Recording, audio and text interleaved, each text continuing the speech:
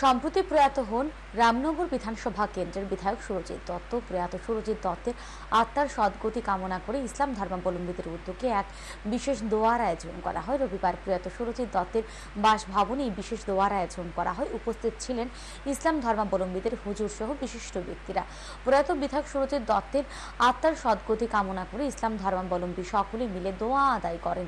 ইসলাম ধর্মাবলম্বীদের এক হুজুর জানান, প্রয়াত বিধায়ক এলাকার মধ্যে একজন সেবক হিসাবে পরিচিত ছিলেন। হিন্দু মুসলিম সকলের সেবক ছিলেন তিনি। তাই এলাকার ইসলাম ধর্মাবলম্বীরা সকলে সিদ্ধান্ত নিয়েছে তাদের মধ্যে কেউ প্রয়াত হলে যা যা করা হয় সুরজিৎ দত্তের প্রয়াণে তারা তাই করবে। সে মোতাবেক এদিন দোয়া আদায় করা হয়েছে।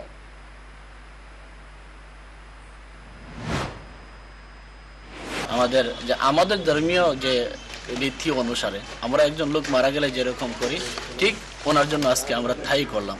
যে তিনি জীবদ্দশা আমাদের জন্য যেরকম ভালোবাসা, মায়া, মমতা, স্নেহ দিয়েছিলেন, বা আমাদের বিপদে আপদে সুখে দুঃখে যেরকম তিনি অংশগ্রহণ করতেন, তো আজকে তিনি চলে গিয়েছেন। তো সেই উদ্দেশ্যে আমরা এখানে জমায়েত হলাম, একত্রিত হলাম।